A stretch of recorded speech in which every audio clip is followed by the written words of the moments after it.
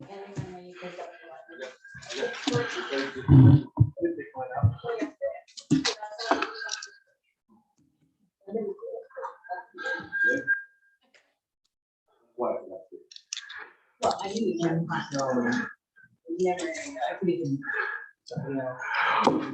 call the special regional council meeting to order. Please be advised that today's meeting is available for the public to attend virtually. It's being streamed and recorded. Can I get a motion, please, to adopt the agenda? Moved by Councillor Penny, seconded by Councillor Souls. All those in favor? And that is carried. New business items, review of the preliminary 2022 budget. Introduction by CAO Barry. Mr. Barry. Thank you, Mayor. Okay, Mayor and councilors. Tony is going to walk you through a presentation today. So the intent of today is to do a high-level review of the budget from front to back. The PowerPoint presentation. The presentation will run us from the beginning of the binder to the end of the binder. We didn't get into a lot of detail around the assessment piece and stuff that you'll see at the beginning of the binder because we did that. That was the purpose of having that meeting, a special meeting a couple of weeks ago. So we were able to kind of the intent. So today we can kind of dig right into the budget discussion. Throughout the presentation, feel free at any time to interrupt or ask questions at the time. So we can have that discussion at the time if you need to. We're going to have the video portion reduced on Rob's screen so you can see the full presentation on the screen up there. So for the councilors, so for Councilor Roper and when Councilor Andrews attends, if you put your hand up, I've got a question. We're going to try to see. Rob's going to keep an eye, but if not, just speak up and Aaron's going to keep an eye too. Once when this portion is done completed today, then we'll have discussion around some next steps in terms of how deep council wishes to get into the document and whatnot, and when we do so, and et cetera, and see where we are for time today and whatnot. So with that, I'm going to hand it over to Tony, and we can proceed. And lunch for those is obviously 15. All right, I'm going to do a mic check. It's working well. Perfect. And the other thing I have asked Scott and Aaron to do, generally when I get to present to council, I get to be in the room and I get to see your faces and reactions and a furrowed brow every now and again. Without that visual, I just ask that everybody just, pound the table, stomp your foot, or interrupt, and we'll carry on. As Scott said, we're preempting the discussion around assessment because we have brought that forward January the 10th. And I'm assuming, Rob, you're doing my slides, so I'll just say next to go to the next slide. Okay. Thank you. So this is a quote that we have included for a number of years now, and really we want to reinforce it as we get into our budgeting, that our goal is to allocate resources to public services, which we have many projects, and balance those resources drawn from the community against the demands for the services and projects, while keeping municipal taxes within acceptable limits and ensuring that services are sufficient to allow economic growth and social stability. It's a very powerful statement, and it certainly is that balance that we work towards as we prepare the budget. Next. We've got a timeline here, and where we're starting on this timeline is with today's meeting, and if we don't get through everything today, we've got another meeting set up for next week. After council has taken a look at the information that we have, we basically are asking for a determination to go to the open house or to go back to the drawing board and make changes if that's the direction. We're looking at a virtual open house on February 11th. Public comment closing February 15th. The information back to council by February 21st. And then we would like to be able to sit around the table and discuss the final budget in that March 8th to 15th period. So I just want to make a comment. You on the screen, you see everything that starts from today outwards. What you don't see, and you, I know you recognize it, is the staff time that went into getting to the point where we're at today. And certainly I have to thank staff for their dedication to the process.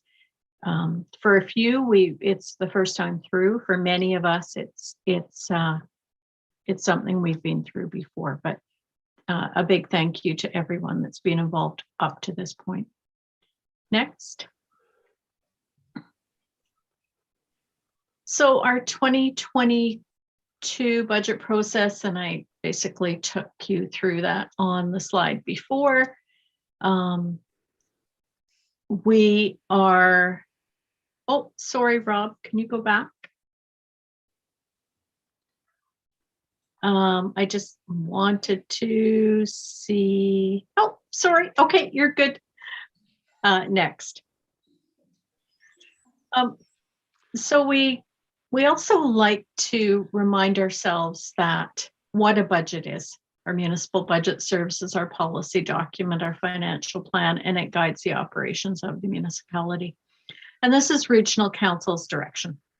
And it consists of operating costs, special projects, capital and expenses, revenues, and outlines council's direction on financial matters outside of that, reserve levels, grant usage, and debt servicing.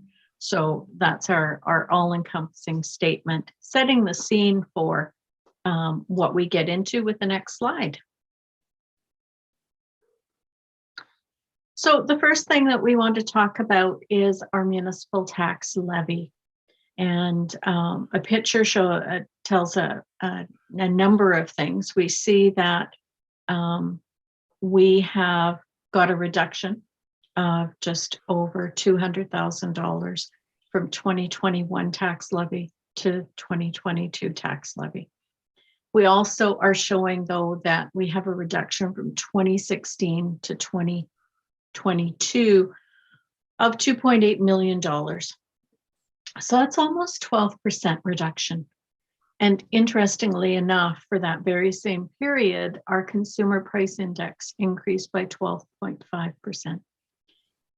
So while we were, over those years, while we were delivering the same service levels, we have been able to reduce our request for taxes. I'm just checking to see. And Rob, if we can go to the next slide, please. What we've got here is we've taken that tax levy and we're identifying the shift in the distribution of the tax levy. So we're seeing that there's an increase of 1% in the tax levy. Although we've reduced the overall tax levy by $200,000, the way that the assessment is working in the background, we're seeing an increase of $200,000 on the residential side. And that's a 1% increase to our residential taxpayers. No, let me back up. Their share of the tax levy increases by 1%. Businesses' share decreases from 9.9 to 9.3, and industry share decreases. So what this shows is the mix of what we talked about on January 10th, where there are changes within tax classes, as well as tax classes are compared relative to other tax classes. And then further complexity is in the area of our residential assessment. We have subclasses within there that have changed at different rates. So all of that comprises the shift in the distribution of the tax levy. And Rob, if we can go to the next slide. What we're depicting here is the shift that we've seen in the tax levy from 2015 to 2022.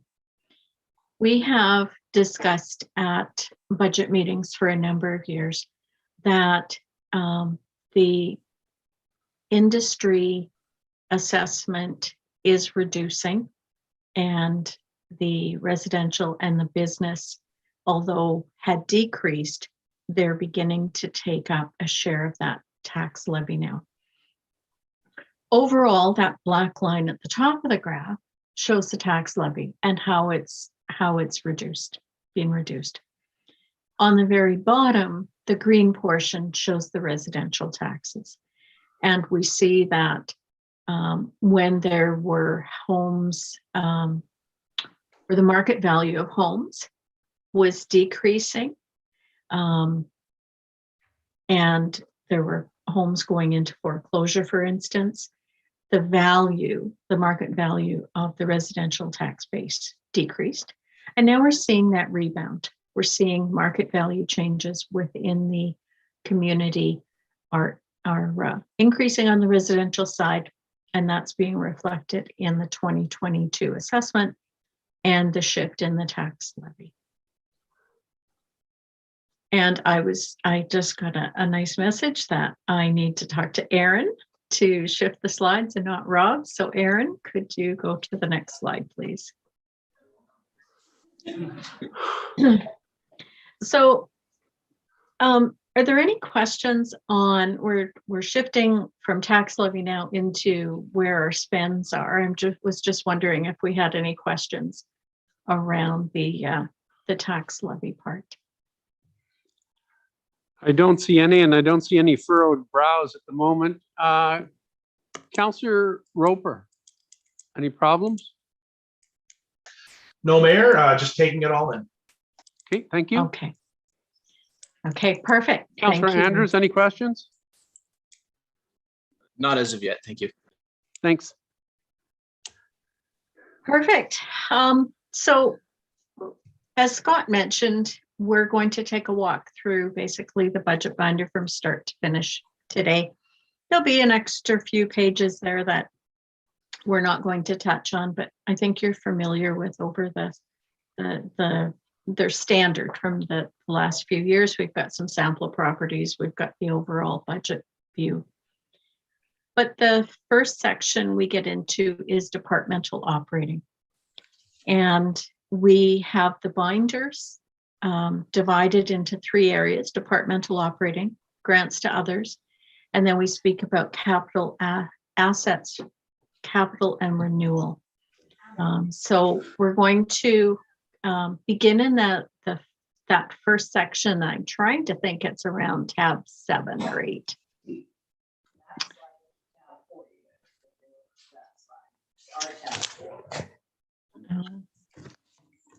All right. Tab 4 in the document. Oh, perfect. Thank you. Tab 4, page 1. All right. So what we're looking at here is we're taking a look at those departments that Northern Rockies controls itself, right? Those things that we have as much control over as we can. And we see that we've got 6 areas. We'll go through those areas in detail through the next slides, but rolled up, we're seeing an increase in personnel, which we'll speak about shortly, an increase, more significant increase in our contract services line. And our supply line is up by 2%. But when we look at that 2%, our supply line is a lot less than the other areas. So that's a $42,000 increase. And essentially, that the supplies, our materials, it's things like our gas that's going up, our diesel and our fuel. And I think everybody's own personal budget is seeing that hit as well. Utilities are seeing a decrease at this point based on our estimates, and we'll be sure to firm those up when we get to the final. Overall, we're looking at $579,193 increase in the operating budget from 2021 to 2022. So a 3% increase. We also like to make sure that we don't muddy the waters by putting our transfers and our bad debt allowance and interest on long-term debt. So we have an extra column for that. And you're going to see that there's a $1.2 million reduction in that line. And that basically is a reduction in the amount that we're looking to set up for bad debts. We feel that we are at a point where we are mitigating the risk for the bad debts, and we don't need to raise as much funds to replenish that account.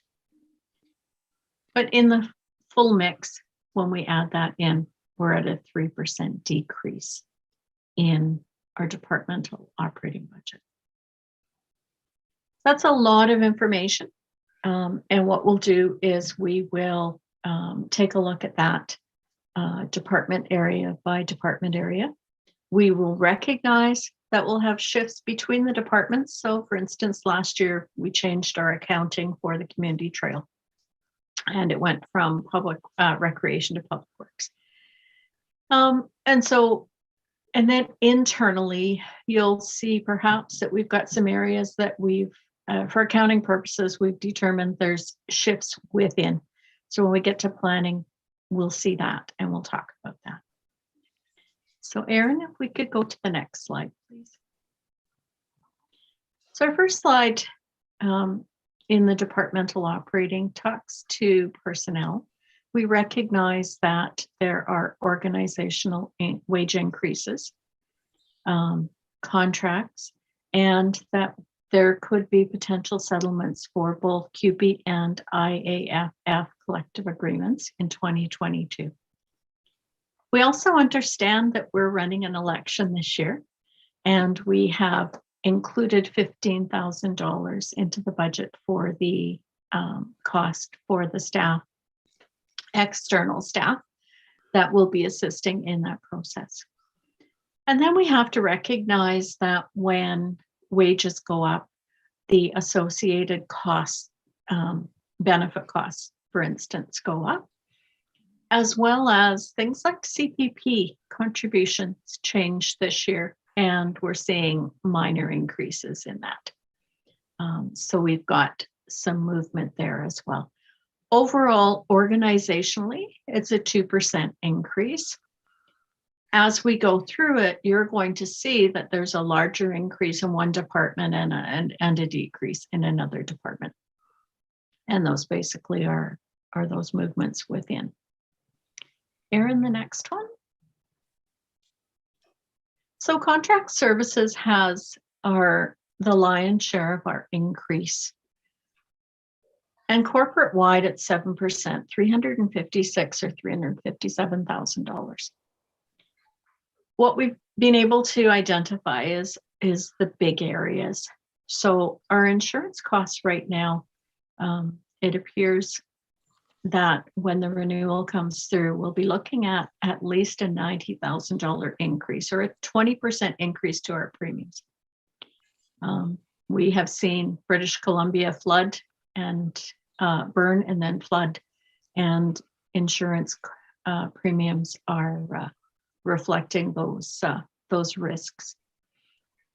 We also see in contract services, there's an extra $35,000 as a one-time shot during the year that we hold the election. There's $70,000 allocated into the budget for training and development that did not take place in 2020 and 2021. And we can have a conversation about whether or not we have the ability or council desires that these costs are offset by using surplus dollars, because they weren't, the money wasn't spent in 2021. we may have that opportunity to bring surplus dollars into the budget to cover that. At this point, we have not. Tony, I'll just jump in there. So, Yeah. so just to add to that, so the budget you're looking at right now, we haven't taken any besides typical things that occur within the capital budget where you do, My brow was furrowed, so oh, was your brow furrowed? Oh, I was gonna speak to this anyway. Just for council clarity, with the exception where we typically bring carryover funds for capital projects that are legacy projects or haven't been completed the year before. The budget you see doesn't take any previous funds from the previous year, like i.e. the stabilization fund, or in this case, there's $70,000 of unspent training that didn't occur last year. We've been backed up in training. The pandemic has pushed things ahead, and council, I remember they had inquired about some training here a few months back also around some of the staff training and development. So what we've done is we've moved some of the deferred training that's been deferred and put it into this year, which has increased the overall training budget. We didn't offset any of those funds, however, from unused funds from last year. What we thought we'd do is when we get to the end of the budget discussion, council can decide then if they would like to take some of those unused funds to reduce the tax levy even further. And of course, the financial stabilization fund discussion is there too, in terms of if they would like to reduce that even further if they'd like. So just to kind of add to the piece regarding the that $70,000 additional piece, is the budget you see in front of you doesn't have any funds taken from any surplus or any unused funds, with the exception of how we typically apply the capital stuff if there's carryover funds. So. Councillor Gerwig. How will that get presented back? Do we need to make notes to bring up the? We will. Or you will? Yeah, because this is the only typical area where we've done this, because typically we don't utilize or go back and look at unused funds for training, because we typically don't usually utilize all of our training budget annually anyway. But last year, the past couple of years, there's been some significant gaps between what the request was and what actually happened. And again, it's and we don't know what's going to occur this year. I mean, there's indications there might be some training or live training that some things are required to be done that way, but we're not sure. So that's about the only area, besides if council at the end, besides any changes or cuts or reductions in the budget as they go through. The discussion at the end will be specific to the training and development piece, and then that financial stabilization fund. So no need to take that now. So just for clarity, when we don't use those training funds in the budget in that year, they go into surplus. What you're talking about is bringing them back out of surplus and using them in. Yeah, because what we discussed, I mean, organize it as a group is last year, for example, the training budget when it was presented to council was taxed, right? It was part of the it was new money that was taxed. Right. But certain training didn't occur. So because there's such a large amount that's being pushed forward. If council wishes, there's an opportunity there, of course, that there's an opportunity for council not to need to tax that same training again a second time. Really, it's to pull that money in a surplus. Yeah. And we originally actually had that done, but that's not a decision of us. That's not our decision. That's a council decision, because typically any unspent funds is going to surplus. And then of course we have a portion of that now moving forward that we're going to discuss in terms of what would go into a stabilization fund each year to help offset any peaks and valleys moving forward with the budget too. So anyhow, that's just for your information. Okay, Tony. Oh, perfect. Thank you, Scott. So then we're still talking corporate-wide globally. We have an increase of 23,000 for recruitment costs. We also see increases in our software licensing fees. And what we've done is we have included costs related to potential staff turnover. And COVID, bless its heart, has allowed us to increase our janitorial throughout the organization. And given the uncertainty at this point, we've decided to keep some of the janitorial costs in so that we are prepared going forward. And as we go through, what you're going to see, so we talk about our increase in insurance costs here, for example, you'll see we refer to that in each of the different budget areas as we go through it. And the next slide. So our first area is general government. And what we're seeing in here is we have the $70,000 relating to the election and to council transition costs. So we recognize that as the potential for turnover around the table, we need to be able to offset costs relating to that. The recruitment costs sit in general government. Almost $15,000 of insurance costs sits here. And we're seeing $47,000 ticket for software licensing and software security related costs. $40,000 of the deferred training sits in general government. And then we also are shifting. We talk about the fact that we've got costs throughout the departments that we shift. So this year, we have got some personnel costs that we're shifting from water and sewer billing to treasury and corporate services, just as we're reallocating personnel and basically accounting for duties is what that is. And the next slide, please. So when we talk about general government, this is a large area. It's two very tiny words, but we want to remember that this is where we account for all of our council or legislative operations. Our executive operations encompasses our CAO and HR responsibilities. Our elections are in here. Corporate services, financial services, our common services. So where we've got corporate-wide initiatives, so our postage and stationery and technology. Also, our technological services sits within general government. And Town Square, the building that most of you are sitting in today, as well as the tenants that are throughout the larger portion of the building. That all encompasses our general government section.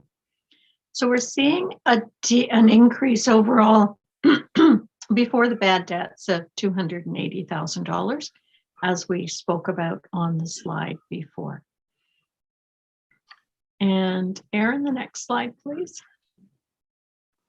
So within each department area, we talk about the operating costs within that department, and then we give you a snip on the slide of the special projects.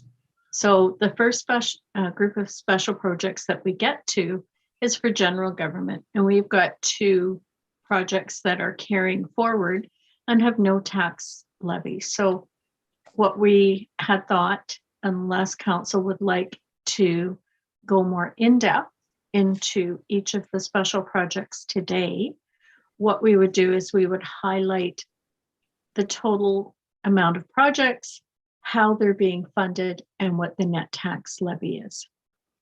Now, certainly all of the projects have been included in your package. Details are on the pinks. And if there are any questions, we can address them as we go through. So in this case, these two projects, the total expense of $30,000, net tax levy is zero. It's being funded by the taxes that we raised last year for these projects. And Aaron, the next one, please. So then we move from general government into protective services. And pardon me, changes that we're seeing in protective services, we just spoke about the potential for settlements for the IAFF collective agreement. We've got a $12,000 increase in our budget for fuel directly relating to that. But we're also seeing that we've being able to decrease our budget for COVID-specific supplies as we are transitioning within the pandemic at this point. And then within protective services, we have our emergency measures area, and we are including $10,000 for the network fees for our push-to-talk radios. And Scott, I think we're going to have you address the radio enhancements. Yeah, so council knows what push-to-talk radios are, just real quickly. So we were fortunate to get EMO funding last year for push-to-talk radios, and it's actually it's a technology that actually started off with the military, which is now able to be passed on and utilized by we'll say civilians or local governments. And what it basically is it's a satellite push-to-talk radio. Like, so it looks like a regular handset, except it has satellite technologies to the Iridium satellite network. What really makes it neat and an opportunity for us as an organization is when our fire department, well, currently in the fire protection area, we don't actually have radio coverage in our whole fire protection area. To increase that typical radio coverage, so your typical UHF radio coverage, it's basically repeaters on cell towers or towers, because we wouldn't want existing towers, which cost a lot of money for the actual hardware and rent and whatnot. And we would never want to put our own tower up because we couldn't afford to do that. Not to mention to travel up and down the highway. So what we've been dependent on previously is sat phones, which if anyone's ever tried to use a sat phone, it's hit and miss. It's if you have a signal at the time, and if you're not, you're out of luck. Or we've actually transitioned to the in-reach communicators, which actually work reasonably well. But again, that's just text, and that's our only communication we have in our fire department. Our rescue goes up the highway to deal with an issue. The talk to the push to talk units actually work quite well. So then you actually have the ability to, it works like literally like a two-way radio would work, but it's unlimited. It's unlimited distance. The network fees is what is charged in terms of the actual radius. You go out and you do a radius of your area, and then they have plans that's outlined. This is what each radio would cost for a network fee.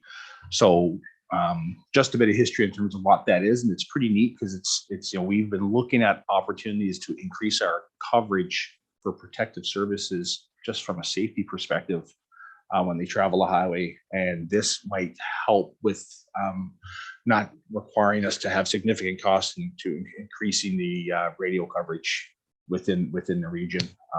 So it's a good thing. The majority of the radios that we received from EMO for emergency operations were through the grant that we received last year. And we purchased additional radios then when we realized how well they work for fire, and the networking fees were just going to tap into the existing account essentially that we have for the in EMO. So that's what that 10 grand is. But I thought I'd just give you a background on what push to talk radios are, because it's relatively new technology for outside of military government use. So go Tony, I covered it. Perfect. Thanks, Scott. Aaron, the next slide, please. So in this slide, we're seeing that there is a change overall in the, I'm looking at that does not add up to $123,000. So there's something wrong with my numbers there. That's great. So we're seeing that we've got a change. We've got an increase in our wages of $39,000. We have an increase of $17,000 on contract services and $8,000 on our materials. So that $8,000, we said fuel went up by 12. We've been reducing other things, i.e. COVID supplies within there to offset some of our increases. Aaron, the next one. And actually, Aaron, I'm going to ask you to go back to the previous slide. I meant to outline certainly that within protective services, we've got a few areas. So this is where our fire department sits, our emergency measures sits, our animal and bylaw control, and our 911 operating services now that we've got the 911 up and running. So that all sits within this, this department area. Thanks, Erin. And for our special projects, what you're seeing is for the fire department, we're looking to pick up $10,000 worth of push-to-talk radios to further enhance the availability. And we have got the Bear Aware, so a $16,000 net tax levy. Hey, Tony, Councillor Andrews has his hand up on video for a question. Perfect. Yeah, just for the 911 services, is that a 5% annual increase that we are going to see year after year? Or is that just something because it's now a full year and full service? So I know that we had in the 2021 budget, we had to transition to that full year. So I believe that's exactly what it is we're now 2022 budgeting for that full year. I'll add that. So, and there is, we can confirm that number, but there is an increase built into that contract with Grand Prairie Fire also. So we can confirm that number, Councillor Andrews. Yeah, I think it was around 2%, not 5%, but it makes sense Yeah. for a full year transition as well. Yeah, the other component you build it is we pay based on usage. So as you see call volume goes up, we'll see costs go up also. So we'll probably possibly taking that into account based on trends. So we'll confirm. All right, makes sense. Thank you. Thank you. Okay, so I think we're done with fire protective services and our fire and EMO. So on the next slide, we will see our regional development and planning. And so here we're going to see that we'll have a decrease in our personnel costs. And we'll speak to staff turnover. We deferred the intern program for 2022.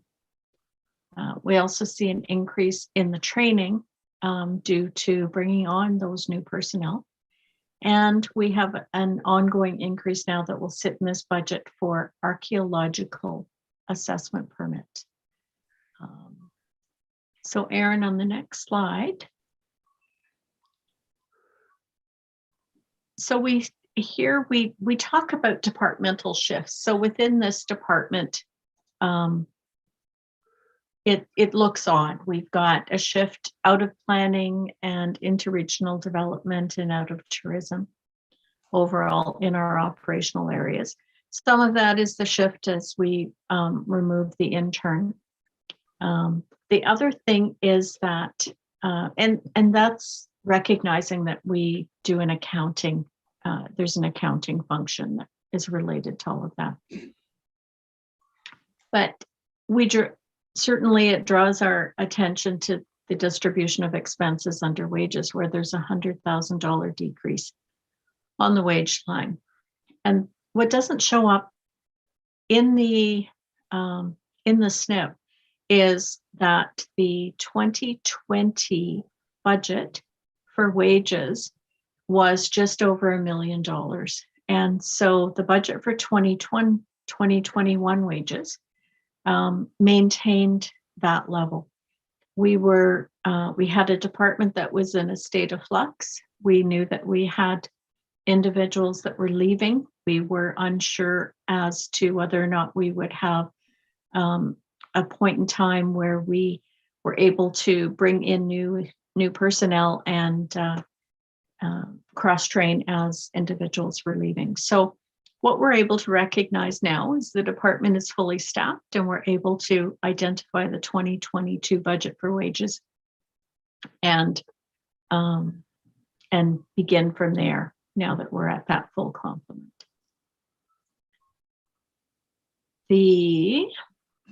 And also recognizing as well that as the new personnel comes in, they basically begin at the lower end of a grid, and we will see this line change as they progress through their tenure with the Northern Rockies.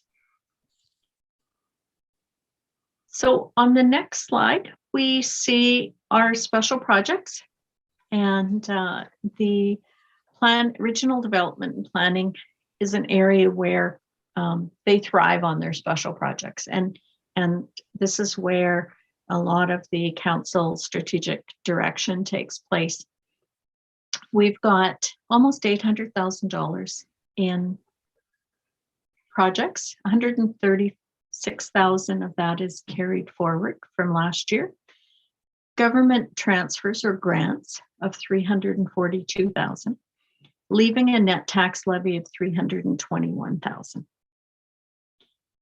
And this will shift year over year depending on the initiatives and the ability to secure grants for them.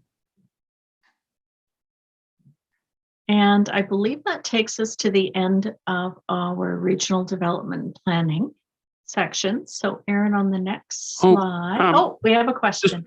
We have a question from Councillor Penny. Sorry, Yes. a little delayed, but I'll let you get through the special projects there before I went back. I'm just wondering, 2021 budget, tourism, 282, 643. I'm just wondering, why do we expect such a decrease there? Is it just because it's getting shifted into different areas, or?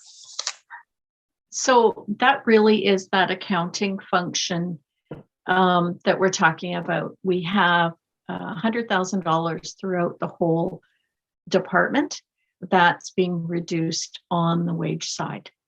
And in 2021, the allocation of those wages was heavier in planning and tourism.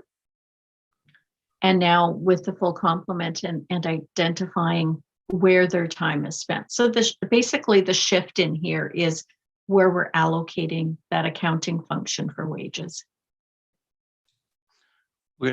Yeah, it doesn't mean that less time or efforts. No. We flagged that and talked about it actually when we were reviewing the documents. It is truly an accounting function where it doesn't mean like less time or efforts are going to be put into tourism, because we said, presentation Monday about spending more time. We're recommending from TAC to spend more efforts in tourism, and then we show a document that is actually reducing the expense side. But it's just it's the allocation of those where those funds come out of that particular department, because they shift depending on council priority anyway throughout the year.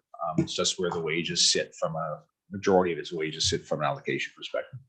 And I imagine some of these special projects, the strategy implementation and the marketing strategy, I'm sure there's wages included in. Yeah, those numbers too, there's some in that there, and that's typically the majority of that would be external requirements, consulting or whatnot, or things that typically aren't in your operating budget, but which that particular, yes, and the special projects don't show up obviously in those numbers. Mm-hmm. Okay. Councillor Gerwing. Just on the EV charging stations.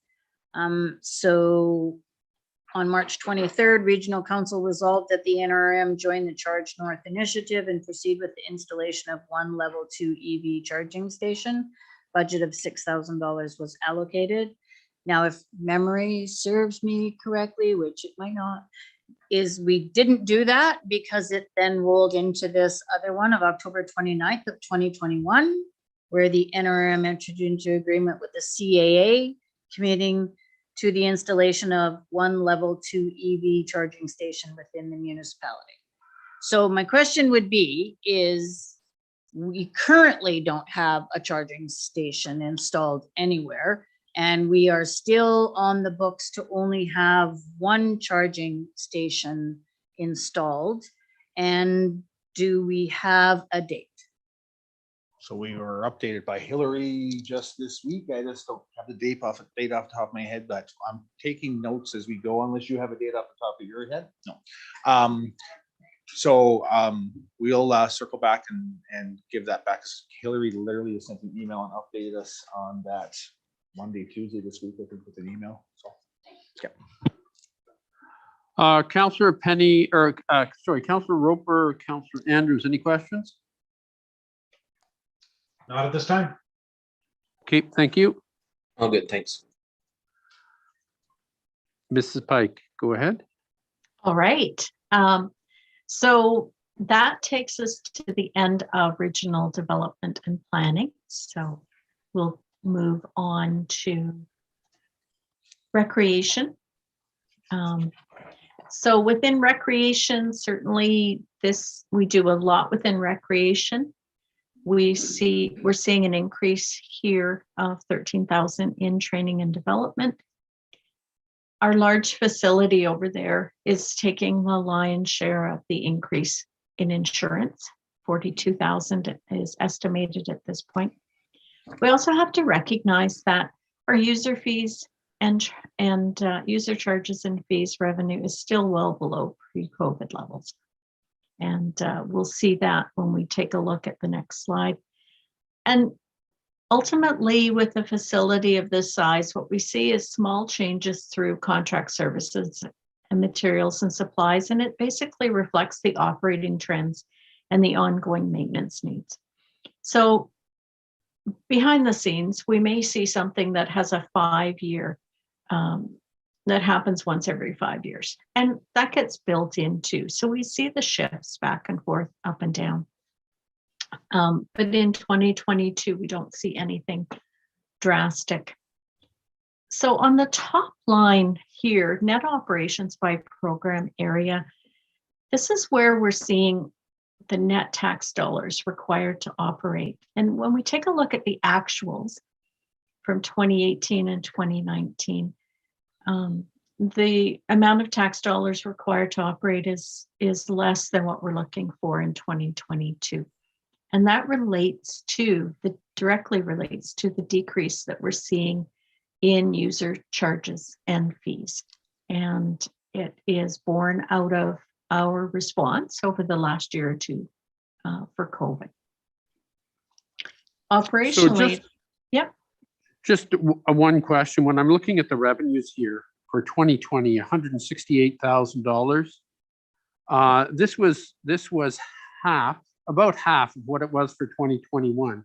So was this COVID related, the 168 versus the 353 in 2021 for revenues? I'm just pulling up that document.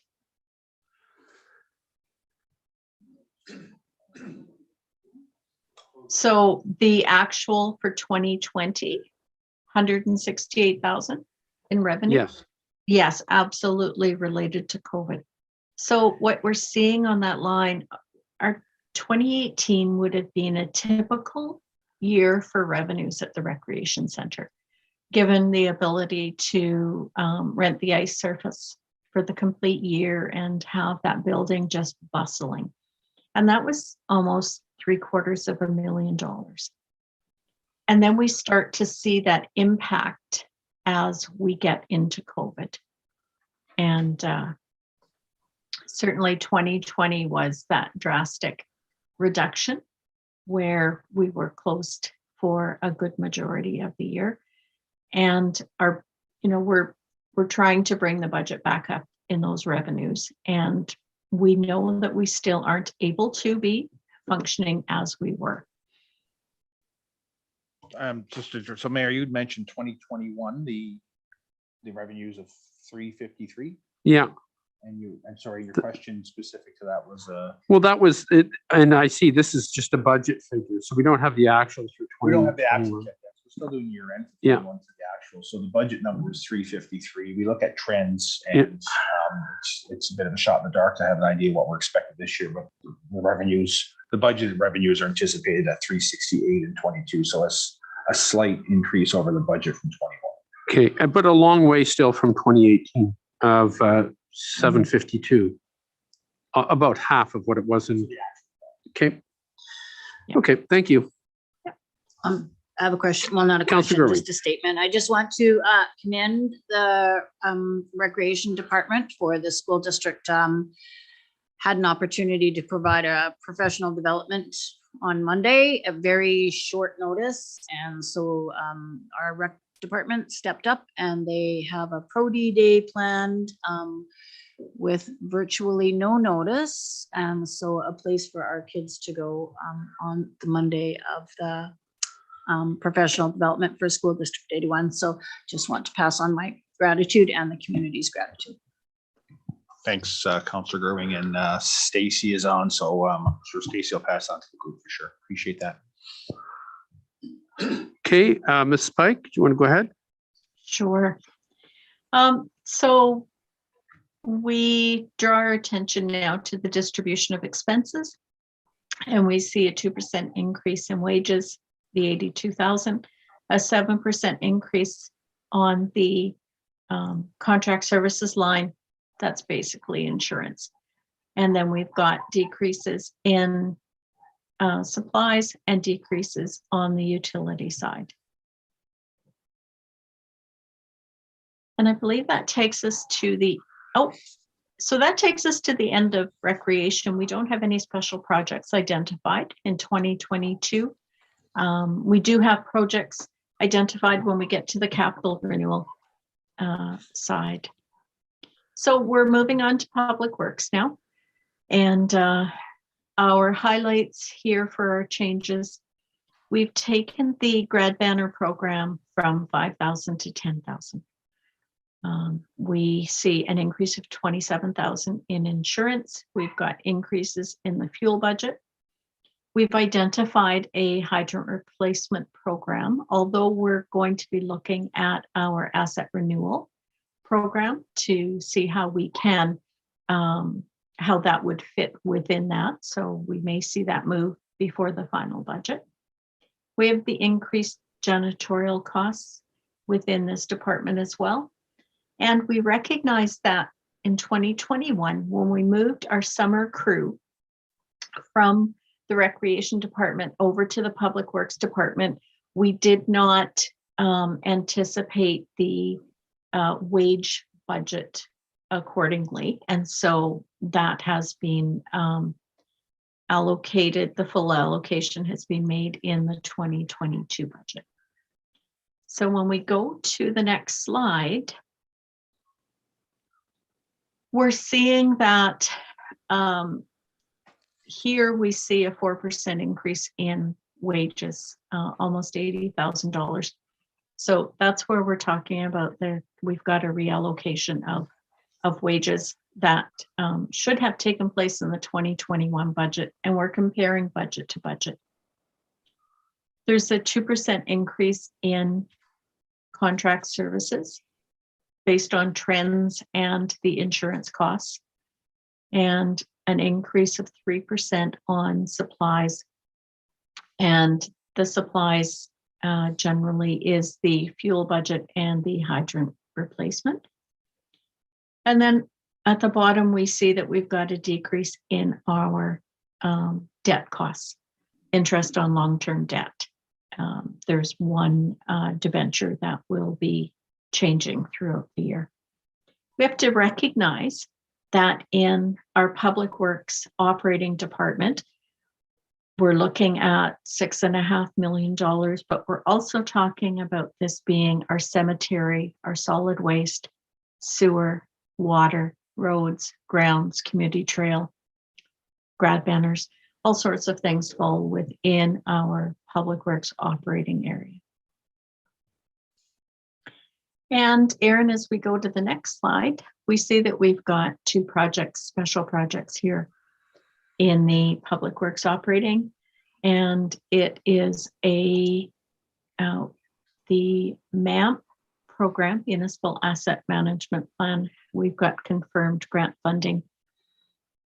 And so total projects, 118,000, grants of 50,000, leaving us a net tax levy of 68,000. And we recognize that the additional project here is the Boulevard tree lights. And then now we're going to, if we have no furrowed brows in the audience, we're going to go to our last department, which is the airport.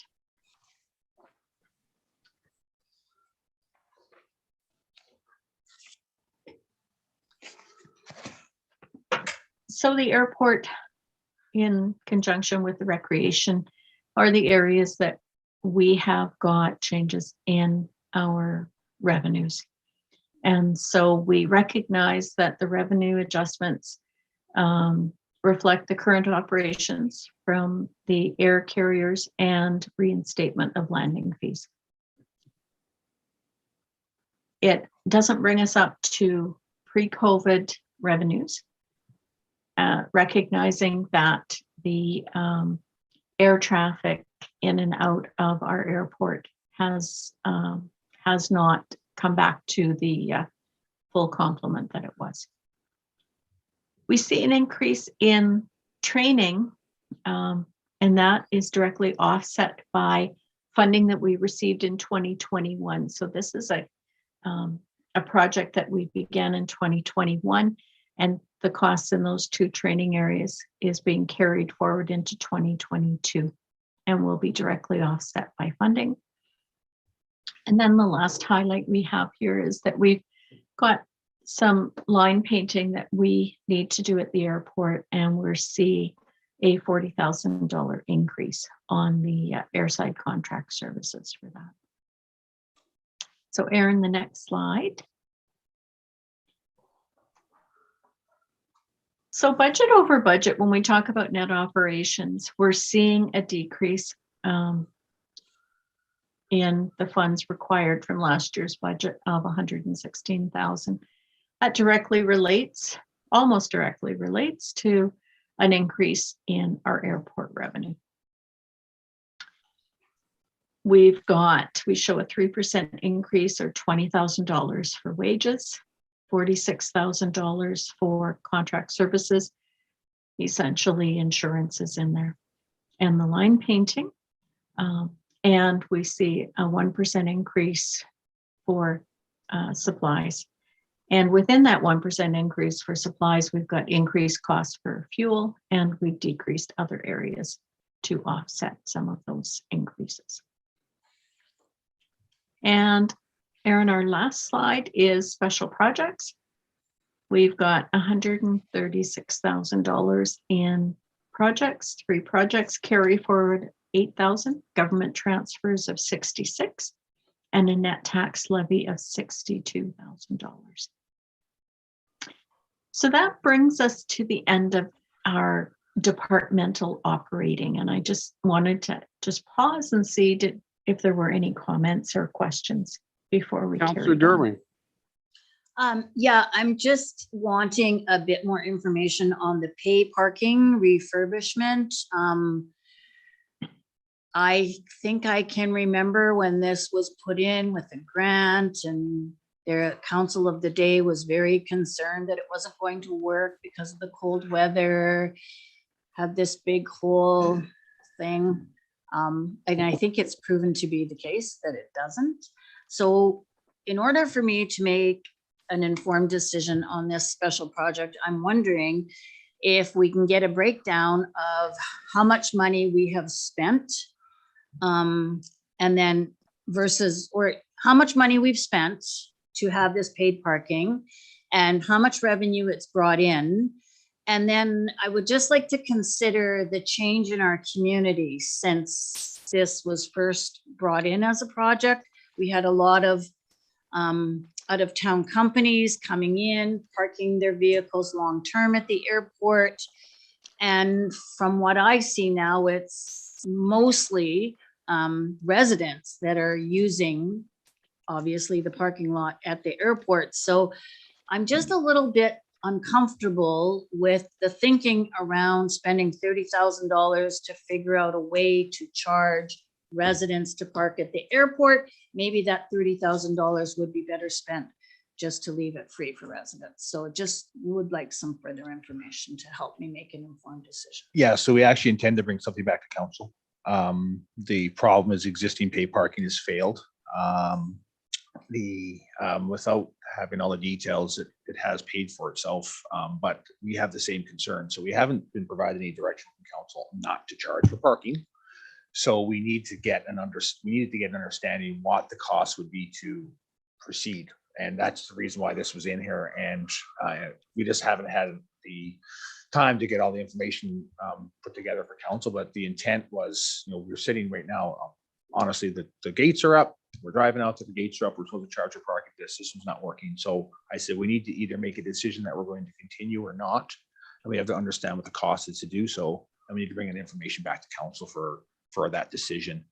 Because we're in the same, I mean, the community and the circumstances are much different today than they were before, right? So, but in order to do that, we had to have understanding what those costs were. So that's the reason why you see it like that. The intent was not just to proceed without having any further discussion with council, because we might want to cut our losses ahead of time, to be honest with you. Yeah. Okay.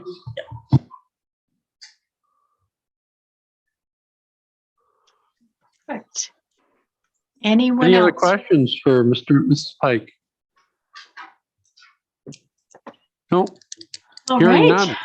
Seeing none, we're going to head into the second section of our budget binder, which relates to the funds that we spend through our community groups. And what we've got just a few slides that try to tell a bigger story. So we're able to see that in our we've got an increase in our grants to community organizations by $35,000. Essentially, what we're seeing in there is we have a search and rescue budget request of $30,000, and there's an increase in the request from the Toad River and area group this year. When we look individually at what I classify as the big four, the golf course is requesting $15,000 less than they did in 2021. The library budget has increased by $28,000, although I have received an email in the last day or two indicating that the library is able to look at a reduction in their ask. And so we'll pull that information together and bring that back in the final. Can I just add to that? Yes. Go ahead. Yeah, so because I'm council's liaison on the library board, there was money that was unspent. And so the board decided to give that back to the municipality, as is indicated in the application package, that if it isn't used, then it's to go back. So we weren't exactly sure how much that was going to be when we had to fill in the application package. So that's why it's coming in a bit later, but it's sizable. Like, I think it's going to be about $20,000. Thank you. Perfect. Go ahead, Ms. Pike. Thank you. And we get to the museum budget. They have a large project underway. So we're seeing that there is an allocation of funds going out for the completion of that project and the drawdown of the remaining reserves that they have with the Northern Rockies. Overall, their budget request, though, remains at the $200,000, so it remains unchanged. And the Phoenix Theater is requesting $6,000 over the 2021 budget, as they're heading back to a pre-COVID operation. So Aaron, on the next slide, we actually see the numbers. And in your budget package, you'll have documentation that relates to all of the requests. Overall, we are looking at an increase of $55,000, $55,405 in the grants to groups area of our budget. We did reach out to all of our groups to let them know that we were going to be sitting down to have a first look at their budget requests today in this meeting, and that if council would like further information, that we may request them to meet with council. So we'd be looking to council for further direction on that. Councilor Gerwing. So thank you very much. I see in the application package that we have asked, as council requested last year, that financial statements be included. And at least my first look through, I haven't seen financial statements provided by all the groups. So I'm wondering if we are going to be contacting these groups and asking for the most recent financial statement? We actually have been in contact with those groups. They're also, it's the first year for a more wholesome application form. And we've asked some of the groups for a bit more clarity on their request. So we're anticipating that over the next week or two, we will have responses from the groups that have information outstanding. Okay, and if I may, how will that information be forthcoming to council? Will we just get it before our next meeting time? Are we going, I guess what I'm hoping for is that we have that information ahead of time so that we have time to preview it before we have to make a decision. Absolutely. My intent is when the information is received, we'll update those sections of the preliminary budget package with the information, identifying the additional information, and circulate that to council. I have another question. Go ahead. Nobody else has a question? No? Okay. So just, I'm wondering why the Toad River Community Hall is considered a community group and not an asset to the municipality. Is it because we don't own it, or The community hall is an asset. It's ours. So then I'm wondering,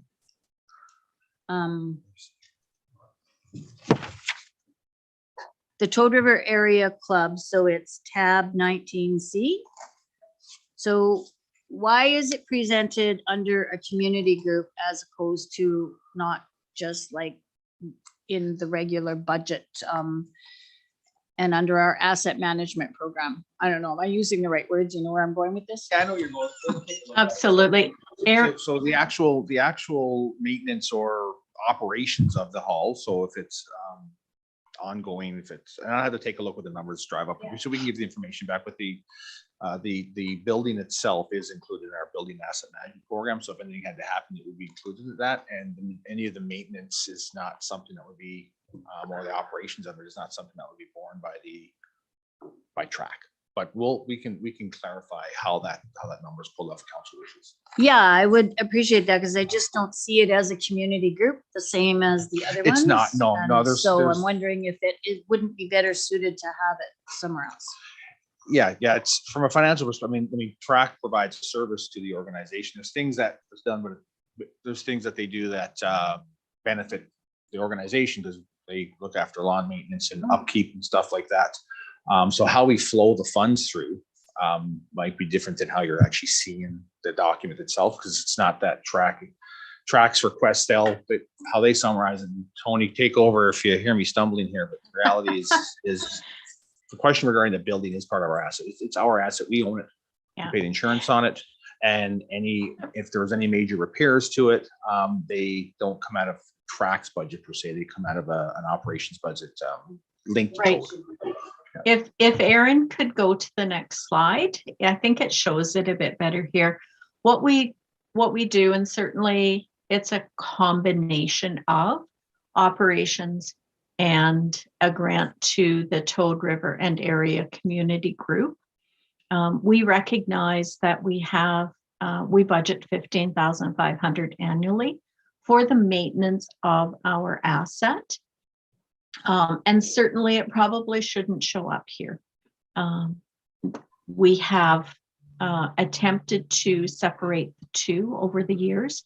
And so our efforts in doing that was to identify clearly that we have got a budget line where we go up and we work on the facility.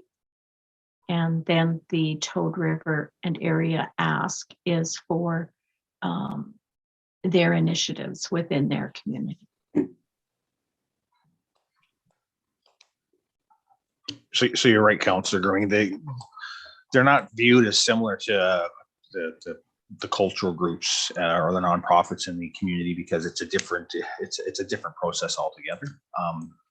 but we still want to capture the costs associated with maintaining the hall, operating the hall, the mowing of the airfields, and whatnot in that area, things that they do. So it's that combination of both. So when they ask, I guess it's more around the cost to do business that we're asking them to do in some cases, right? Yeah. Counselor Andrews has his hand up. Counselor Andrews, go ahead. So along that same line of thinking, their additional ask is slated to build a reserve fund for the community hall. Wouldn't that be something we would have in our own kind of reserve pool that we've been building? Yes, we could. Yep, for sure. Any other questions for Mrs. Pike? Counselor Gerwin. And I might have this wrong, so you can feel free to correct me, but under the golf course, and I think I've seen somewhere else in this budget where a mower, it's a project for a mower for the golf course. So in past years, a project like that would have appeared in the community groups under the golf course, but now it appears, I forget where, somewhere else in here. It's in the mobile equipment fund. Right, the mobile. So I'm wondering why the change, or how did that change? Why is it different this year? It depends on where you want to classify where the asset is. It's an asset that belongs to us, that is maintained because the golf course is our asset. The equipment at the golf course is our asset. The mowers and equipment and whatnot. So similar to the Mini X that was purchased, I remember a few years ago, went and brought it in and you start using it public works. Mhm. So any of the equipment, and similar to Toad River Hall, so if there's any significant upgrades or required repairs on that building on our asset, we also could utilize our building and facilities fund for that. So for the mower, we, instead of having a cost come out of the golf clubs or golf courses budget specifically, we have it linked to our mobile equipment fund. And I'm not disagreeing Mhm. at all. I think that makes good sense. And I know that this next year, staff is going to be looking at all of the community groups. I think for myself, I'll speak for myself, it gets confusing for me where for some groups we're purchasing capital, other groups we're not. It's just very blurry, right? So Yeah, I think that's where it's important that the process we're going through for council and the requests that came through determine the differences between the groups. Like I said, the golf course is a municipal asset that's operated by a nonprofit society on our behalf. Essentially, council at the time to say we don't want to operate a golf course anymore, or we don't want to pay into the golf course if you can't make it, if you can't operate it and be flush, then don't operate it. So again, it's just how we've been trying to say just where assets are, and we can cross that bridge and have those discussions with council. I mean, if that line item, so for instance, the more moving forward, if we say, if council wished, it could show up in that portion of the golf course, for example, and say, even though we're taking the cost to smooth them out from our equipment fund, we want to acknowledge that the contribution is coming from the golf course to replenish that. And it's similar to the comment that Councillor Andrews just made, specific to the community hall up at Toad, right? It's one versus that's the where other. I was That's what going. confuses. Like Yeah, it should be. yeah. And the difference is, it's also the financials that we receive and the requests we receive are from two different organizations. So it's getting some alignment there. Randy's doing the books up at Toad, and Randy's philosophy in terms of that is put a contribution annually to have a future cost that Well, was for makes reserve, sense. right? Mhm. Which is a financial function that's typical.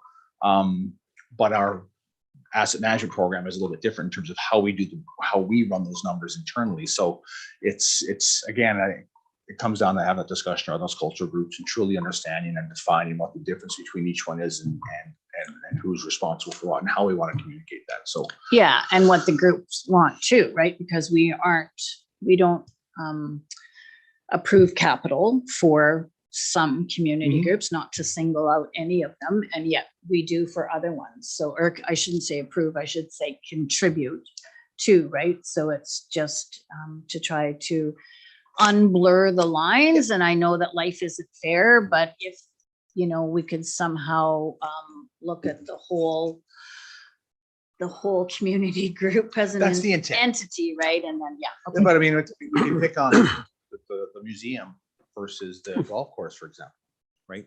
The museum put money aside to do the improvements to their building, Mhm. but that building's their asset, not ours. It's not a municipal asset where the building at the golf course or Toad River is a municipal asset. It sits on our books. We own the Okay. building, right? So there are some of the differences in terms of even how the Right. money was put aside, no, not disagreeing with you at all in terms Yeah. of it needs to be black and white, and council needs to have a clear understanding of what that looks like. So let me part of that process. And so, go ahead. Councillor Penny.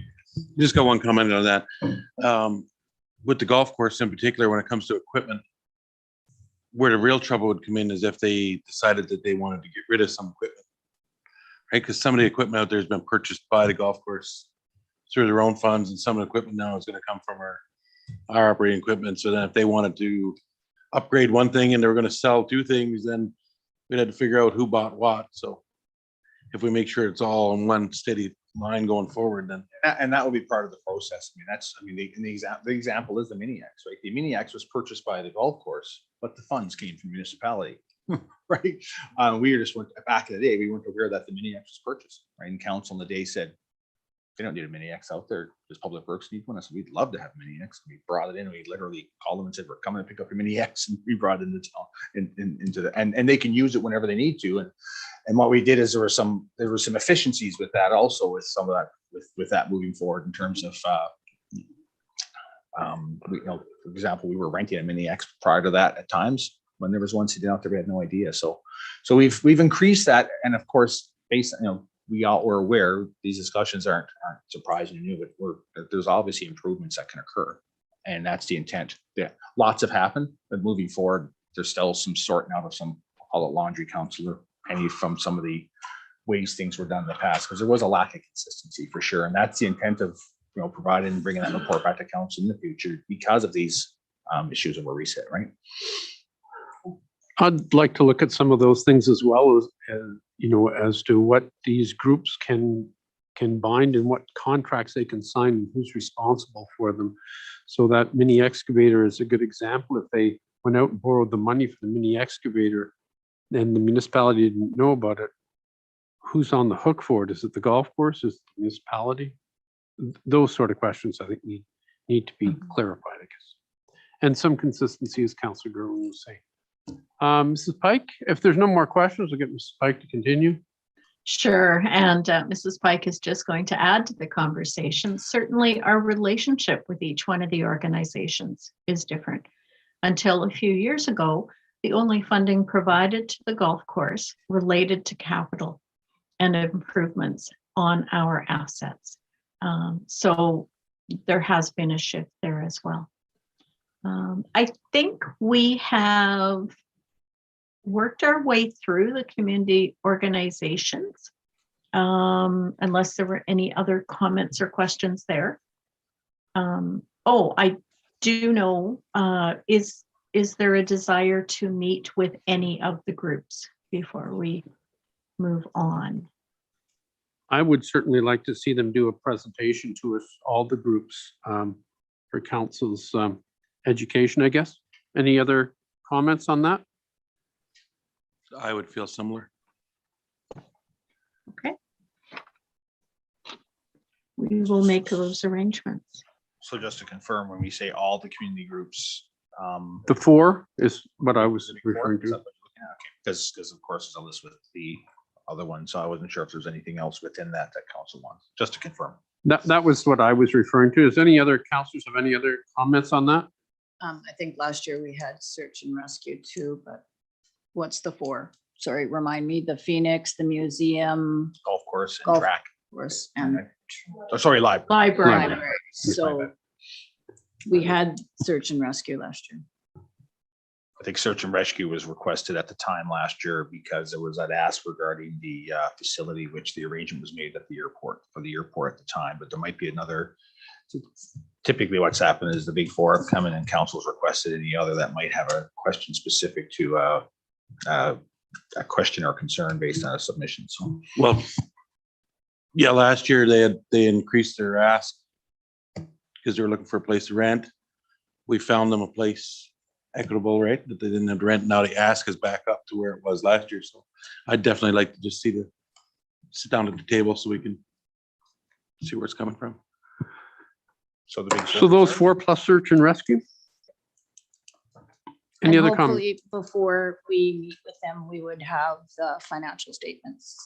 Yeah, Tony will just Yeah. reach out again and we'll, like I said, as soon as we receive anything, or we'll keep council updated, apprised of where we are with that for sure. Okay, thanks. Councillor Roper, Councillor Andrews, any comments? Nope. Okay, Yeah, like with most of these boards, we have a council liaison. Isn't that kind of what that person's position and role is to provide that feedback back to council? And then having these meetings, I think, is a little redundant, or no? I think once we've received the balance sheets and the financial statements from these groups, it gives the council a good opportunity to question these groups on spending, and particularly since this is taxpayers' money that is going in part to their organization. I think it's a good opportunity to have a discussion with them. But there's nothing stopping any councillor who's on these boards from coming in from time to time and commenting on the organizations that they represent. Any other comments? I'd just like to comment that I report on happenings at the museum, at the library, and the chamber, the 2 boards that I'm on. So I include that type of information in my council reports. But definitely I don't give council, the number of statistics and all of that information that we receive from the groups at the year end. Okay, is there any more discussion? Mrs. Pike, I'll get you to continue then. All right. So now we're moving into the last portion of that budget binder. We're moving, we've done the departmental groups, we've done the group grants to others. Now we're moving into our capital and asset renewal section. Which tab is that? Okay. So this section begins with 3 very large pieces of paper that document all of the projects. It outlines the amounts for carry forward, government funding, whether or not we're transferring funds from the equipment reserve or from other reserves. And it gives a net tax levy. Then behind that, you'll find one more sheet of paper, and that's going to describe which projects relate to the Aidp. So the simple answer is everything except the machinery and equipment relates to Aidp. What we see is we have got slated almost, $29 million worth of projects. We have got carry forward of almost 700,000, government grants of 8 million, transfer from the machinery reserve fund of 136, transfer from other reserve funds, almost $12 million, bringing it down to a net tax levy of 8,346,000. From this, we recognize that we have got a $5 million contribution from the province for the Aidp.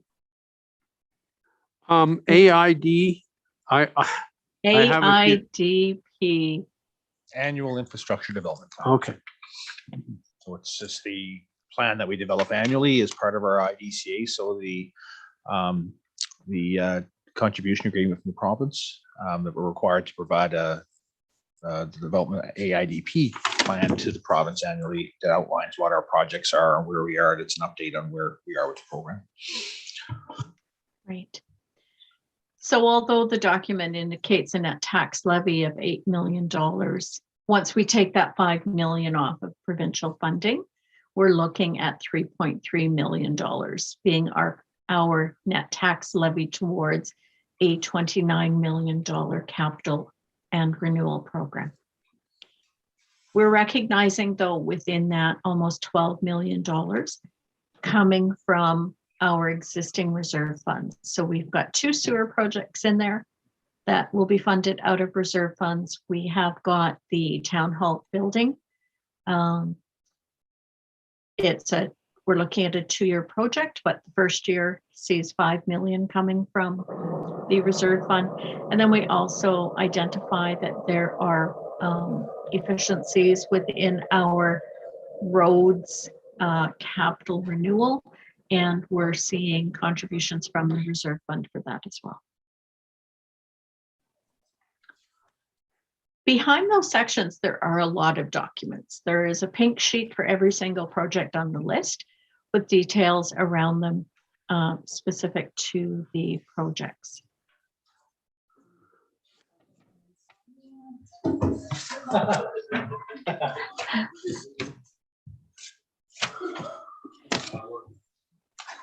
And I really hesitate because I was going to ask, was there any here that we wanted to have a look at, or is there a desire to walk through all of them? And I'm just wondering how council feels about them. Yeah, so some options obviously is the documents, I think, as Jay was saying, yeah, they're very lengthy. That might be help with insomnia if you were to read them, but lots of sleepless nights to develop them for sure with the staff. They're fairly well described in there. They are, but just in terms of next steps, a couple different options we can go through individually if you wish. Council, that's a council decision.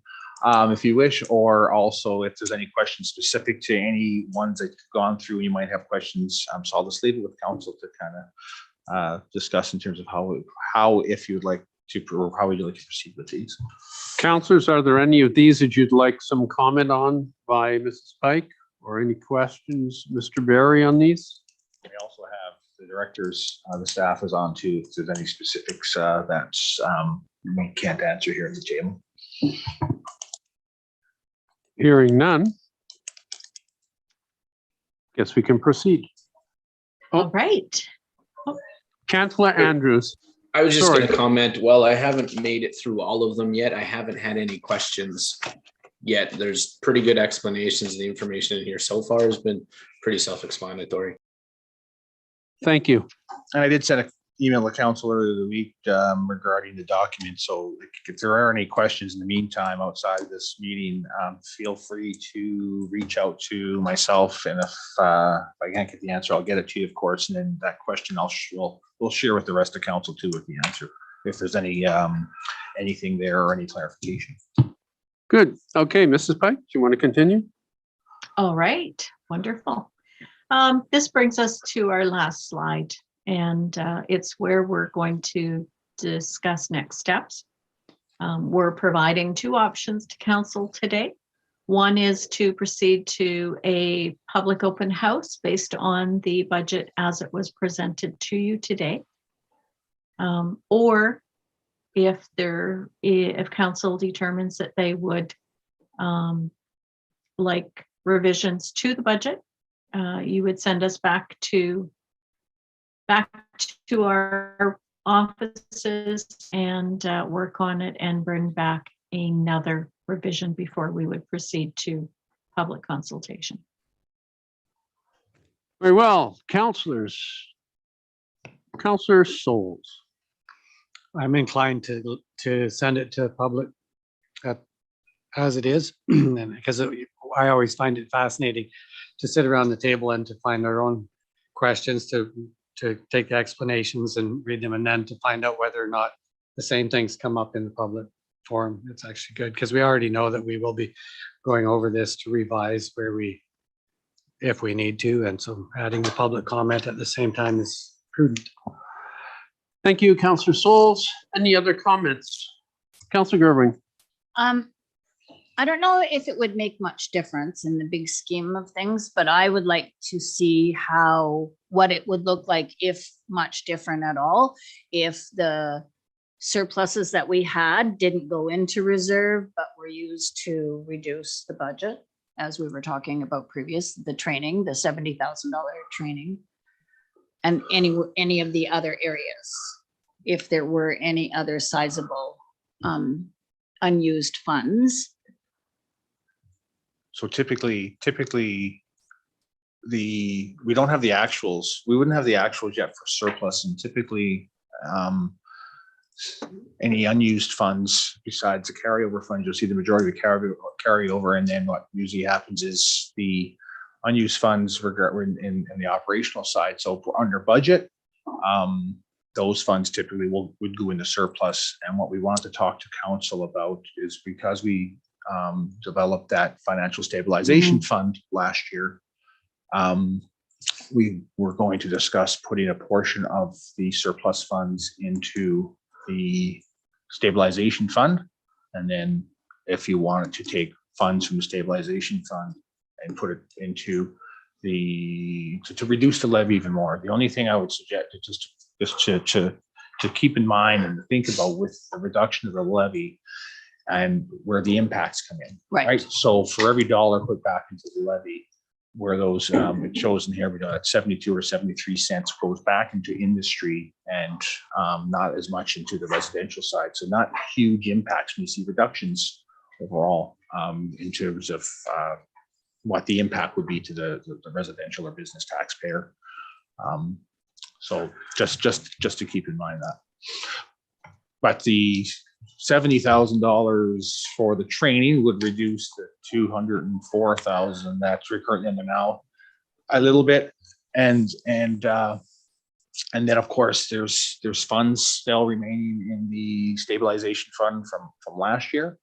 And I'll be honest, typically, I mean, when you look at the current tax levy required, it's continued to go down each year, and at some point in time, it's gonna go up. I mean, we're seeing it this year. We've done a lot over the years to hold the line when it comes to expenses, and when you think about what the cost to operate is, how they continue to go up, fuel prices, supplies, contract services, all continue to go up. Inflation rate, I think, is at an all-time 30-year high or 40-year high this year at 4 or 4.5% potentially. We're seeing those impacts, and we're doing what we can on our end to obviously to mitigate the impacts on the bottom line. And of course, the bottom line is also impacted by the reduction of revenues that we're seeing. So when you see the revenue reductions when things like, not this year, of course, because this year we reinstated the landing fees, but last year, all of that, any reduction in our revenue negatively impacts what that tax levy looks like. So the challenge you run into is if you try to have that levy relatively stable as you go through the years, because if you apply a pile this year, for example, and like I said, 70%, 72% of that would go back into the industry, and then next year we have something that occurs which requires that levy to go up. If the surplus funds aren't available, or that stabilization fund isn't available, we don't have the ability to claw it back. And the nice thing this year is the levy is at a level that's lower than last year. We continue to see that, and I think it'd be challenging other organizations to see that. To be honest with you, the unfortunate reality is with the assessment, the benefit is people's house prices have gone up. From a ownership perspective, the unfortunate reality is it's going to continue. And we mentioned early on with the assessment piece, it's around the $8 or $9 million that you'd have to apply to get a residential taxpayer, which is not something that we have the ability to overcome. So I'm good then. Yeah, I'm ready. I'm ready for it to go through. I just wanted to speak a minute to the budget consultation process, and I know you all are looking at this, but if possible, that we could at least have a flow through event, like, I don't know, are they allowed these days and who knows? But, you know, where we have all of our information up in the community hall, and 10 of us don't need to be there. It could be one person from council and one staff, and then we rotate out or like whatever. I hope that we were, if possible, entertaining that notion. And then I just wanted to ask are we going to get the tax comparison across the region again, once we know it, you know, that sheet that. Yeah, we can pull that. It'll be last year's data, of course, because it's based on the tax rate, say, Tony, for Yes. Harrison Bay region in terms of class. Over various So I'd tax classes. appreciate getting that again. And then I just wanted to say that I really, really, really liked how all of the major changes were highlighted under each department. So I didn't have to do my own math. So I think that that's new this year, and I really appreciated it. So yeah, I just commend staff and Mrs. Pike. A wonderful presentation, very informative and time saving from my end. Thank you. Thank you. Councillor Penny. I just want to make another comment, going back a little bit here to Councillor Andrews about the user groups. I feel it's important for these user groups to be able to come in and speak to their budget on their behalf, because they've been doing a great job as well in many cases. So just, you know, I sit with the golf course, but I'm pretty happy. I'll be pretty happy to see them come in and give us a presentation and see how much work they've done in the last year. So I think it's a chance for them as well. Shouldn't be looked at negatively. I understand that, and I get that point of it, because I agree with it. We also have these groups, they hold their AGMs, they summarize their years, they give the highlights and lowlights, and then we're asking them to have another meeting just for council's benefit when we have a liaison. I'm just thinking of more of a timeline thing, not that I'm completely against it. I just see it as repetitive, that's all. Thank you for those comments, Councillor Andrews. I'll ask for a motion then. Do you need a motion that we move ahead to the public consultation, Mr. Barry? Yes, please, Mayor. Very well. I'll move that motion. Do I have a seconder? Seconded by Councillor Souls. All those in favor? Carried. Thank you. Carried unanimously. Thank you.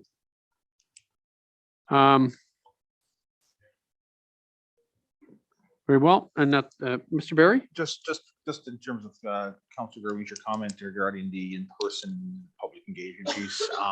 If council wishes us to do that, we can absolutely. One of the concerns we did have is putting council in that room and staff and whatnot, where typically it's people sitting around this table, and very quickly we can flatten the governance system, I guess. So that was honestly our biggest concern. We chatted about it around the table ourselves. And again, if council wishes to do it, we'll do whatever measures we can to protect and to within the PHOs. And I don't believe we get to do, if it's a flow through, we don't think it's a vax pass. I don't think, but we'll have to confirm that. Yeah, but Last PHO, no. we might make a plan this week, and next week it could be different. So the other thing is when you talk a flow through event, what it is, and it's just, you know, I just look at when you were talking to the residents when they would come in, Councilor Gerwing, and walking from display to display, and the close proximity and whatnot, and the other things. So that was the thing that we considered regarding that is and the uptake we get. Typically we get people in popcorn, and popcorn's not an option this year. So If we don't do popcorn, we might only get 4. Yeah. and we know what the uptake last year was when we did it, the virtual process. And I think a lot of it has to do with the fact there's a lot of information that goes out to the public in regards to the presentations and these discussions. This is obviously recorded, and people can view it and look at it. Our views look like they're going up a little bit, almost in the double digits, almost. So anyway, I'll let council. That was a discussion we had internally, to be honest with you, because it was, even though we can possibly do something, there was also consideration in terms of what the potential impacts might be to the organization. That was all. Councillor Penny. How about then maybe we could just, those great educational pieces that we had, those blackboards that we had, at the display, maybe we could display those at the rec center. And boldly, you know, any questions or concerns, reach out. Because to be honest, I think people would look at them more if we weren't there. Because I noticed, you know, the apprehensive of them getting up to a board and you kind of stroll over to ask if they have any questions. No, I'm good. And they move, you know, they jump 2 or 3 to get away from you because they try to grasp it, you know, trying to read it and grasp it and then kind of let it sink in. So if we had them on display at the rec center, maybe that might spark a little bit more conversation. Something for sure that we can look at. That's a good point. Yep, thanks. Yep, I like that idea too. And I like Councillor Goring's idea. I mean, we always want to meet with the public and do some face-to-face. Sometimes it's a little bit difficult, but I like that. And perhaps we could also do a Zoom meeting as well. If you know, we could do both. Anyway, a public consultation via Zoom at a certain time. So anyway, I'm open to any of these options. So would council, because we, obviously our next steps is to go to public engagement. So I guess a decision based on, we would, if a virtual process would be similar to what we did last year, we tried it. You know, obviously we didn't get any, we had 0 and a positive comment from Toad River. But the comments made by your Councillor Penny too, I mean, that makes perfect sense. But in terms of the, in terms of having something specific like what we've had before and your comments, Councillor Grooming, is that something council wants to do? Because it'd be good to get a decision so we can make that plan now, because there would be safety plan required, most likely and whatnot to get that developed. So just looking for council's discussion decision. All right, Councillor Gerwing, you were speaking of the idea of doing it in person at the rec center. Did you want to make a motion? I want to hear what Councillor Penny has to say first, Mayor, please. Okay, Councillor Penny. I'll just say, with everything that's been going on with, you know, we planned something and then we've got to fold it, plan something else. Staff being taxed as much as they are, I would hate to see them spend however much time develop a plan, Not that I want to exclude these 8 people that have come to these before, but I would rather go with something like that with a display at the rec center. And then if they have any questions, they can reach out instead of putting you guys through any more intensive plans and just to see them foiled in the end. Councillor Andrews, Councillor Roper, any comments on that? Councillor Andrews. Well, if we have these displays, I like that idea of having them set up that Todd mentioned. But if we have those displays, could we not just use the same ones and do it kind of an in-person walkthrough to eliminate any extra work? Because at least then if they're displayed for a little while, people might have a question to view them. And then if they know we're in person in a week, they might have a question, they come and ask us then. We could try doing it both ways. Yeah, I think Councillor Andrews, anything that encourages people to take an interest in this, and I'm in favor of, so I do like that idea. Councillor Roper, any comments? Yeah, I like the idea of having the display, getting the information out there. I'm hesitant right now on in-person events. It's just so hard to plan and execute, and everyone's sick. And I feel that you know, the less in-person things right now, the better. So, but either way, we'll be good. Okay, well, let's start off by having a motion here on Councillor Penny's idea of the display. Councillor Penny, do you want to make that motion? I would make that motion that we would make a similar display that we've had in the past and just have it open to the public at the rec center. But I'd also like to add maybe that we have paper and available with suggestion box or question boxes basically attached to them. So that way, if they do have questions, they can get them in there and we can make sure we get the answers out to the public. Okay, I'll call that a motion. Do we have a seconder for Councillor Penny's motion? Seconded by Councillor Andrews. All those in favor? Carried. Now, what about in person to go along at a later date with Councillor Penny's idea of having an in-person one at a later date? Any comments? Councillor Gerwing. I think I'm going to withdraw my comment about having an in-person walkthrough event at this time. Very well. Anybody else want to speak in favor of the in-person event? Councillor Souls. whenever you can in person, do in person. Okay. All right, I'm going to ask, I'm going to make the motion anyway that we do an in-person, seconded by Counselor Souls. All those in favor? 1, 2, 3, and that motion fails. Okay, and what about a Zoom meeting to go along with Counselor Penny's idea of having those boards up? Do we want to do a Zoom meeting at some point afterwards so that the public has an opportunity to speak to us about the budget? I think that's a good idea. And so we would like have a presentation kind of the way we So did last year and then. Yeah, last year we rolled a presentation. Was through thought base. I mean, looking at our discussions that council just had, I mean, one of the things that we can talk about as staff in terms of planning is getting the information out there, like you talked about, getting it out there in the rec center and the facility. We'll have stuff online and our other platforms. Opportunity for people to put comments in the boxes. I think it'd be wise to have contact information for counselors and staff so they can contact at the time.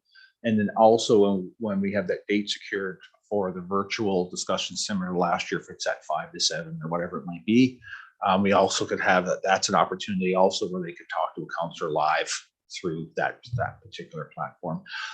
So, Okay, I'll ask for a motion. Do we approve that? Counselor Goering? Yeah, I'll make that motion. Seconder, Counselor Penny. All those in favor? Carried. Any opposed? None. Very well. So I believe that concludes things for today. If there's no, Counselor Goering? Yeah, so is Monday, just because I need to know, is Monday, it's like we can cancel the tentative date for Monday? the only thing that we'll do, so for this process, no, just specific to reviewing the prelim budget, but we still have to, so if council's still available, we'll leave it as a placeholder if that's okay in your calendars, because if we get a cultural group, a community group that wants to present to council, we could let council know, unless Monday is for council, if this change council growing. So we can go secure other dates. So I'll just ask council if we were to get a cultural group that was able to confirm, say Monday at noon, would council be available? Is any councilors that aren't available? Because right now, Monday and Wednesday are the days in the Google poll that we have the availability of council. Yeah, I'm available. I've got it booked off, so yeah, I'm good. Anybody have a problem? I have a problem. Monday is not good? No, I can rearrange everything if it's for budget, but, But we can't confirm because we don't know, of course, so. right, so I need to make a decision today whether I'm fulfilling a commitment for somebody else, and so I guess I'll remove my availability for Monday. And how about Wednesday, councilor? Fine. And is the rest of council still good for Wednesday? Wednesday? Okay, we'll leave, so we'll remove Wednesday Monday for works. now, because, okay, thank you, Councilor Andrews, because we haven't obviously had confirmation, so you don't make a bunch of arrangements and it's all for nothing, Councilor Brewing.